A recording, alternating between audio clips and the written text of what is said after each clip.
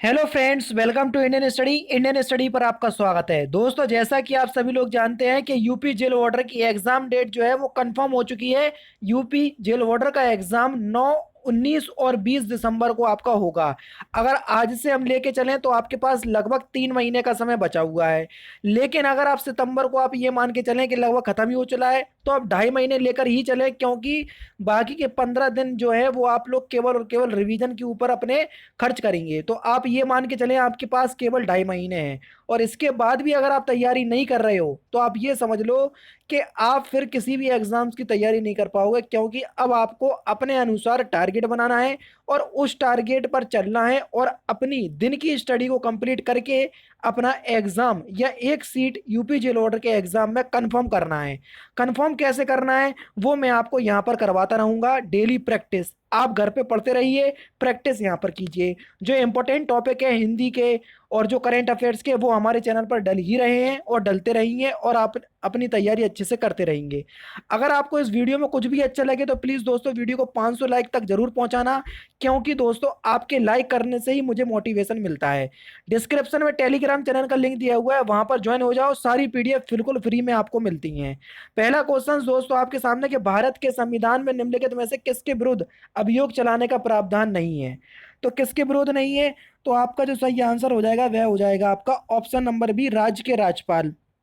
भारत के संविधान में राष्ट्रपति, भारत के मुख्य न्यायाधीश तथा भारत के उपराष्ट्रपति को पद से हटाने के लिए अभियोग चलाने का प्रावधान है, जबकि किसी राज्य का राज्यपाल राष्ट्रपति के प्रसाद पर्यंत कार्य करता है, ना कि महाभियोग की तरह उसे हटाया जाता है। ठीक है ना। नेक्स्ट क्वेश्चन, केंद्र सरकार ने हाल ही में 5 और राज्यों को one nation one ration card योजना में जोड़ा। इस योजना में शामिल कुल राज्यों की संख्या कितनी हो गई? तो कुल राज्यों की संख्या कितनी हो गई?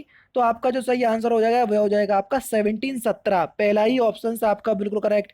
नेक्स्ट क्वेश्चन, संविधान के किस अनुच्छेद के प्रावधानों के अंतर्गत भारत सरकार ने भारत रत्न और पद्मश्री को प्रारंभ किया? कौन से आर्टिकल के अंतर्गत? तो आपका जो सही आंसर हो जाएगा वह हो जाएगा आपका आर्टिकल नंबर 18। चौथा ऑप्शन आपका बिल्कुल करेक्ट है। संविधान के आर्टिकल नंबर 18 ए के अंतर्गत भारत सरकार ने भारत रत्न तथा पद्मश्री सम्मान को प्रारंभ किया। अनुच्छेद 18 1 के अनुसार राज्य सेना तथा विद्या संबंधी सम्मान का प्रावधान कर सकती है। नेक्स्ट क्वेश्चन से आपका कि भारत में कृषि आयकर लगाया जा सकता है किसके द्वारा? तो भारत में कृषि आयकर जो है वो किसके द्वारा लगाया जा सकता है? राज्य सरकार के द्वारा। चौथा ऑप्शन आपका बिल्कुल करेक्ट है। भारत में कृषि आयकर राज्य सूची का विषय है, इसलिए यह राज्य सरकार के द्वारा लगाया जाता है। निम्नलिखित में से कौन एक द्रव्यता अनुपात है? तो आपका सही आंसर हो जाएगा ऑप्शन नंबर बी, चालू अनुपात। ये एक द्रव्यता अनुपात है। समझा देता हूं। कुछ चालू परिसंपत्तियों और चालू देवताओं का अनुपात चालू अनुपात कहा जाता है। ठीक है ना। इसे द्रव्यता अनुपात भी कहते हैं। यह कंपनी की तरलता का माप और अल्पकालीन देयताओं का चुकाने की सामर्थ्य का द्योतक है। ठीक है ना।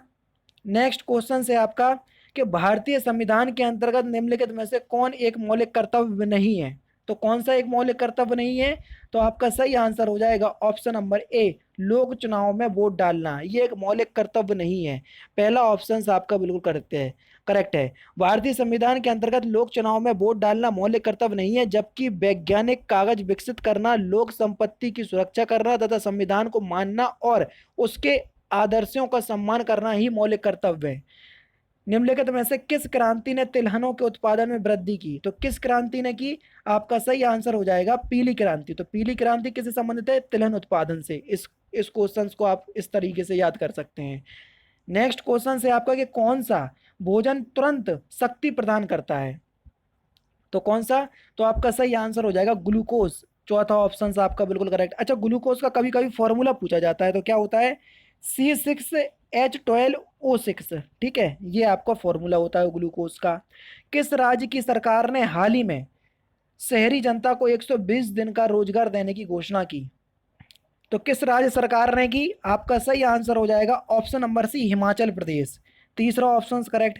निम्नलिखित में से कौन सा जिला भारत की अंतर्राष्ट्रीय सीमा पर है? तो कौन सा जिला है? आपका सही आंसर हो जाएगा किन्नौर। जी हाँ दोस्तों, हिमाचल प्रदेश का किन्नौर जिला अंतर्राष्ट्रीय सीमा पर स्थित है। इस जिले की सीमा तिब्बत यानी कि तिब्बत जो है वो चीन अधिकृत क्षेत्र है, चीन के साथ लगती है, ठीक है ना। मोनोजाइट किसका यक्स है? तो मोनोजाइट जो है किसका यक्स है? आपका सही आंसर हो जाएगा थोरियम का। किसका यक्स है? ये थोरियम का यक्स है। नेक्स्ट क्वेश्चन, निम्नलिखित में से किसके शासन काल में मुगलों और मराठों के बीच द्वंद्व प्रारंभ हुआ? तो किसके बीच हुआ? तो आपका जो सही आंसर हो जाएगा वह हो जाएगा औरंगजेब।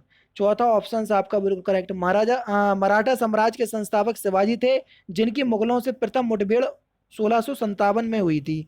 उस समय दक्षिण का वायसराय औरंगजेब ही था, ठीक है ना। नेक्स्ट क्वेश्चन, हाल ही में जारी फ्रीडम इन दी वर्ल्ड 2020 की सूची में भारत को कौन सा स्थान मिला? तो कौन सा स्थान मिला भारत को? तो ये मिला 83वां स्थान। दूसरा ऑप्शन बिल्कुल करेक्ट। एक सहकारी समिति के गठन के लिए न्यूनतम कितने सदस्यों की आवश्यकता होती है? तो कम से कम कितने सदस्य चाहिए होंगे? 10 सदस्य चाहिए होंगे। चौथा ऑप्शन आपका बिल्कुल करेक्ट। पश्चिमी घाट, तो पश्चिमी घाट क्या है? तो आपका सही आंसर हो जाएगा ये एक पठारों का ढलान है। चौथा ऑप्शन करेक्ट। पश्चिमी घाट पठारों का ढलान है जो गुजरात और महाराष्ट्र की सीमा से शुरू होकर गोवा, कर्नाटक, केरल, तमिलनाडु से होते हुए कन्याकुमारी में समाप्त हो जाता है, और ये उत्तर से दक्षिण तक लगभग 1600 किलोमीटर के आसपास है। अपने स्वयं के प्रयोग के लिए मालिक द्वारा किए गए वस्तुओं के मूल को किस खाते में क्रेडिट किया जाता है? तो किस खाते में क्रेडिट किया जाता है? तो आपका सही आंसर हो जाएगा खरीद खाता। तीसरा ऑप्शन बिल्कुल करेक्ट। निम्नलिखित में से किन सम्राटों के शासनकाल में भारत का पहला मुद्रा रुपये मुद्रित हुआ? तो किसके शासनकाल में हुआ था? तो आपका सही आंसर हो जाएगा शेरशाह सूरी। रुपए का जो सिक्का है वो इसी ने चलाया था, और वही आपसे पूछा है। नेक्स्ट क्वेश्चन के शहद का प्रमुख घटक क्या है? तो शहद का प्रमुख घटक क्या है? तो आपका सही आंसर हो जाएगा ऑप्शन नंबर डी, फ्रैक्टोज। चौथा ऑप्शन करेक्ट। शहद का प्रमुख घटक है फ्रैक्टोज, यानी कि फलों की शर्करा, जिसमें 41% ग्लूकोज, 34% जल और 18% अन्य पदार्थ होते हैं। निम्नलिखित में से कौन राजस्व व्यय का एक उदाहरण है? तो कौन राजस्व व्यय का एक उदाहरण है?